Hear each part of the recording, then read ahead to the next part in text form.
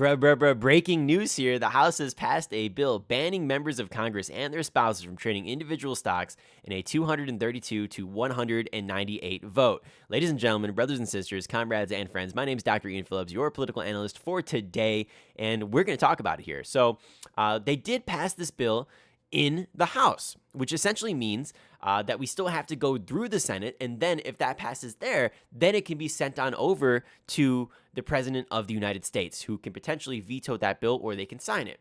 Now, there's a couple of things here which lead me to believe that this might not actually go anywhere, but it could. It could potentially go somewhere, but it might not go anywhere. So a couple things here. The first things first is that the bill contains a ban on individual stock trading for members of Congress, their spouses, as well as their dependent children, which you could say, okay, like that's a good thing, right? So then why wouldn't this move on and pass?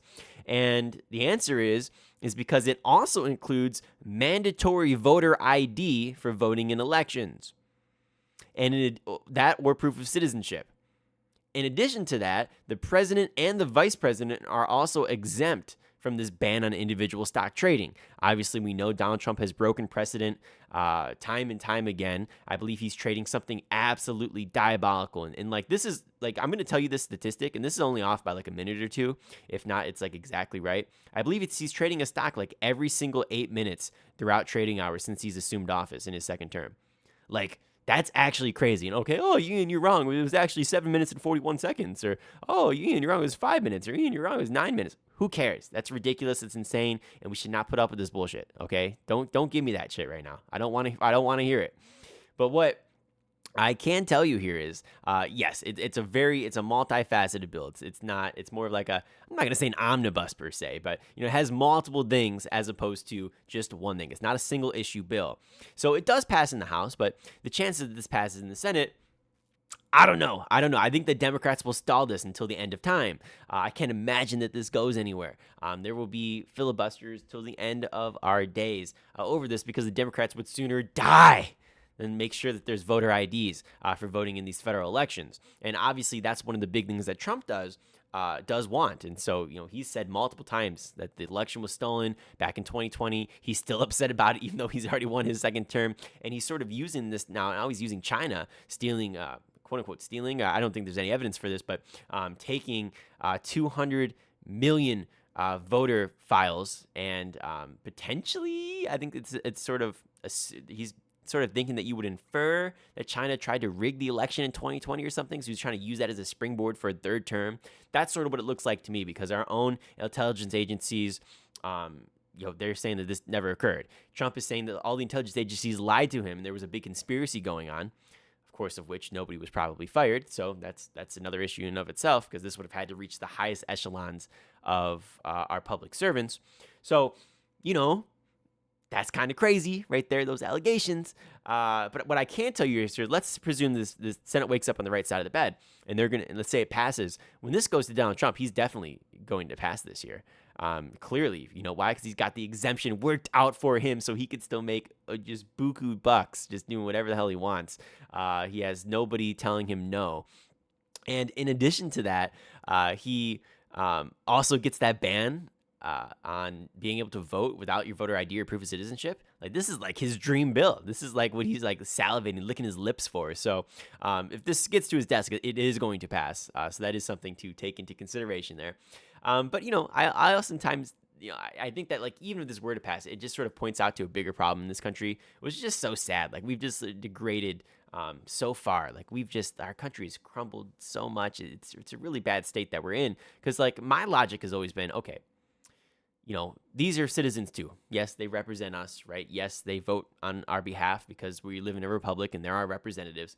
But in the same breath, like, why should they be penalized, and not be allowed to trade individual stocks solely because they happen to be a representative? Now, that's maybe an initial instinct to have for some of you guys. I don't know. Most people just want them to be fully banned. I always find it as an initial instinct, and obviously there's lots of conflict and interest there, and like, I totally understand it, right? Like, they make the laws, they can vote on those laws, so they can pass, so they can trade stocks accordingly to make a lot of money. It does happen. They got privileged information in all these committees. I totally get it. But in the same breath, my logic has always been, Well, if you know that they use this insider information, and we know that they do, and this is on both sides of the aisle. You got Trump on one side, you got Nancy Pelosi on the other side. They all do it. Most of the congressmen do it. A lot of them do it. Now, even if it's not most, it's a lot of them. It's a big enough majority that you're gonna fucking notice. Why can't we prosecute these people? Why are we allowing corrupt politicians to continue to run our country when they just steal money from the American people and screw the American people over? Because that's essentially what they're doing here, right? They're screwing everybody else over so they can make a buck, right? When in their trades that they have all this privileged insider information for. Why are we not prosecuting these guys? That's what's always been the crazy thing to me. It's not necessarily okay. Like, yes, if you ban it, you fix the problem in part, right? So yes, they're still gonna be able to do mutual funds and index funds and all this stuff, and like they just have a relative trade for them or whatever. I get it. There's workarounds to this, 100%, no doubt. But having said that, like, why are we putting up with these individuals existing in our government in the first place? Either arrest them or impeach them, or don't vote them in. Even better, Americans. Why the hell are we voting in these fucking reprobates? Why are we voting them in constantly? It makes absolutely no sense to me. But that's the world that we live in, guys. That's the world that we live in. People just vote based on whether it's the D or an R next to somebody's name. It's so stupid. But that's just and again, sometimes they'll be like, oh, like I've seen this guy in the news. Let me vote for him. Why would you do that? That's the stupidest thing you could have ever done because you don't know what that guy believes. I mean, you have to actually do your research on whatever it is that they believe in. I don't know. It's crazy. But what I can tell you is at some point, if a bill like this does pass, and maybe it will. I mean, who knows? I'm there's provisions where you could stall bills for a very, very long time.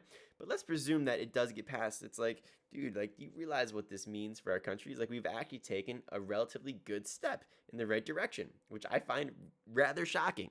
But who knows if we're ever going to get there? So, but again, there's a deeper problem that sort of is underlined by this, right? But maybe it'll be less lucrative to get into office for individuals, and so maybe that weeds out some of the bad guys a little bit, and maybe they just only go in there so that way they can have that power, but in the same breath they just will take money after the fact through like speeches and whatnot. We know lots of politicians are famous for doing that. They go speak at an event for $7 million or something, and you're like, well, you don't even know you got like 10,000 followers on Instagram, and you're getting a $7 million speaking fee. You're like, what the hell is that for? I'm just using the example, right? Or $100 million book deal. Yeah. Anyways, if you guys did enjoy the video here, there's some food for thought for you. But my name is Dr. Ian Phillips. If you did enjoy, hit that subscribe button. Try to get us 600 subscribers, and we'll talk to you later. Peace.